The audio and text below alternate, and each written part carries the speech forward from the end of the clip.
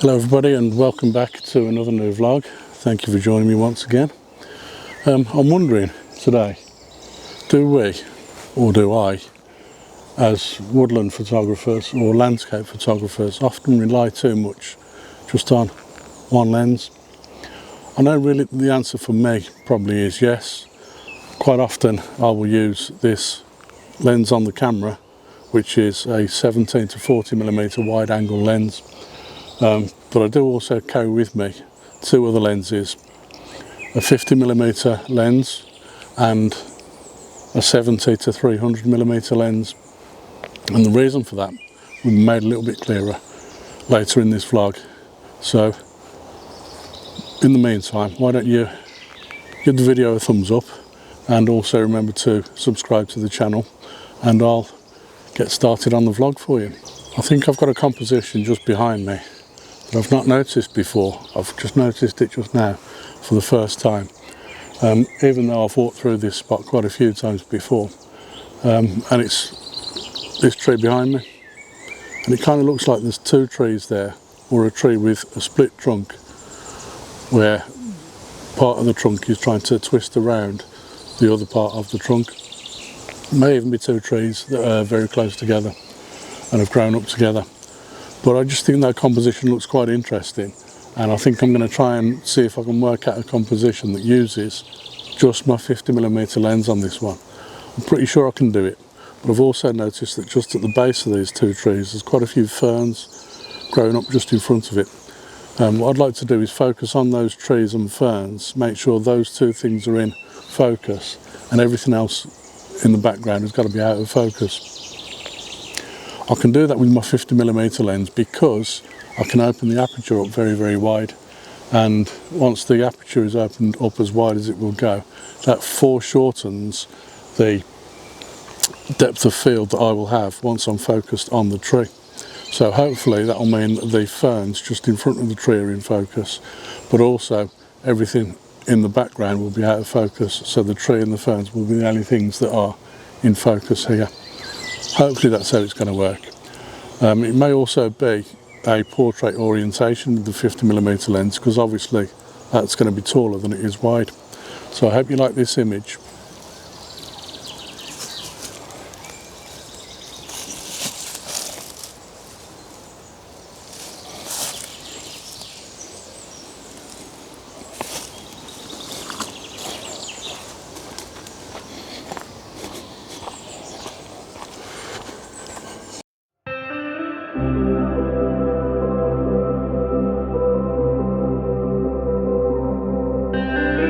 I realised whilst taking that shot that I was going to have to bracket the exposures, which is easy enough to do obviously, but it's something that I had to do because I discovered that as I was taking the shot, the sunlight coming through the trees was just creating some very, very bright highlights on the tops of those ferns in the front of the scene. And the only way to get around that, well, two ways to get around that, is either bracket the exposures, take 3 shots and then mix and match the exposures to make sure I get the right highlights and shadow detail in everything, or I could have waited to see if the sun dropped a little bit or went behind a cloud or moved just slightly, so that I would reduce the highlights on the ferns themselves in just one shot. You never know how long that second option is going to take to wait for. On a day like this, blue skies without a cloud in the sky, it's unlikely to be something that happens quickly enough for me to be able to stand around and wait for it. So rather than standing around and waiting, I simply bracketed the exposures to make sure I got 3 separate exposures. So as I said, I can mix and match those at the end. So I hope you like the image. I'm going to move on and see if I can find something else now. So I've just walked through this little pathway here and found myself in this little cutting, which I think is going to look great for creating a panorama in this area. The only problem I've got is this chap here right in the centre of the image, right at the front of the image, kind of overpowers the image, and if I set up the camera just there where I am now and try and take this as a panorama, this guy is going to completely butcher the rest of the image. It's going to take your attention away from the rest of the scene, and your eyes are only going to be drawn to him. So what I've decided to do is actually go around to the far side of the image. At the back of this scene, if I go round there and point the camera back in this direction, I get a much better composition. So it's only taken me a couple of minutes to make that decision and decide to do that. But it's one of the things that we always have to think about in woodland photography when we're thinking about whether the scene is too busy or whether something's overpowering the scene, or what's going to be the best position to take the shot from. So in this case, it's a case of simply walking around this cutting to the back end of it and taking the shot from there. So that's what I'm going to do. So you'll see here, this is kind of the area that I want to cover with the panorama. I want to kind of shoot from sort of this tree here right across the image, and then along here, and basically try and capture as much as I can within the image up to about this sort of area of the image. And what that will do is it will bring all the trees in the background into the image, and it will also make use of this beautiful sunlight that's falling on the tree just there in the middle of the scene. But obviously this has got to be shot with a 70 to 300mm lens. So what's going to happen here is I'll switch the camera to portrait orientation, put the 70 to 300mm lens onto the camera, and then zoom in fairly close, probably about 100mm, and try and get somewhere quite close to that scene there and pick out a few details in that scene. Also, I'm going to be shooting at f/16, which is quite a small aperture, but the problem I've got here, of course, is there's not very much light once you're at f/16, but also there's no movement in the trees at all. There is a bit of a breeze around here, but you don't see anything in this particular cutting because we're protected from it. So I can shoot with an f/16 and keep as much as I can in focus then, so that I've got quite a lot of depth of field in this image. So hopefully that'll work, and I hope you like this one as well.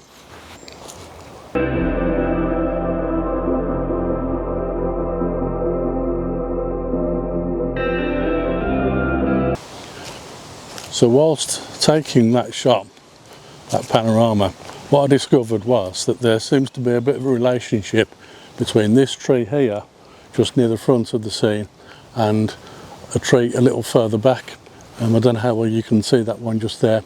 It's not this first one that you might not be able to see behind this tree, but it's the next one a little bit further back. And there seemed to be a bit of a relationship between those two trees.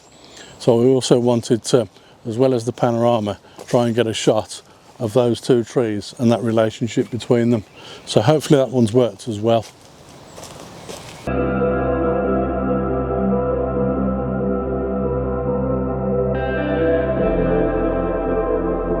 Most landscape or woodland photographers will carry around with them what we call a holy trinity of lenses, which is usually 3 different lenses. One will be a wide angle zoom, in my case the 17 to 40mm that I've got on the camera at the moment, and then they'll carry also a medium prime lens such as a 35mm or a 50mm.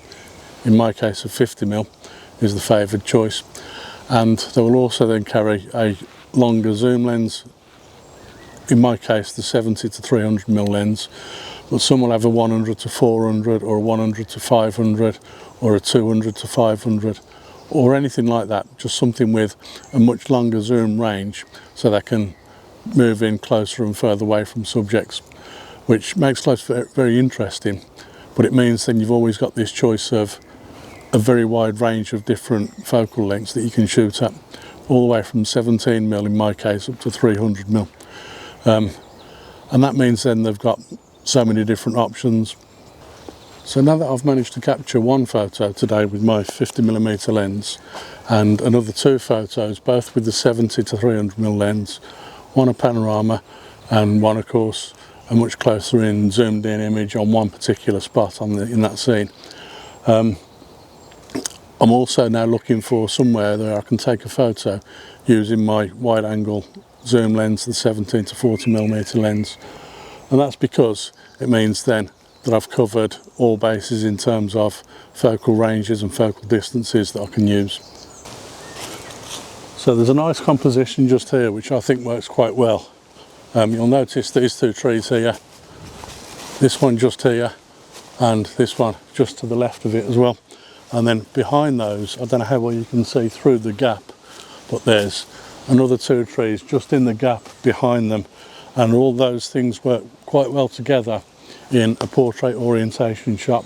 I've just had a quick look at the shot on the back of the camera and it seems to work fairly well. So I'm going to set this one up and take this shot, and I think that'll be the last shot of the day.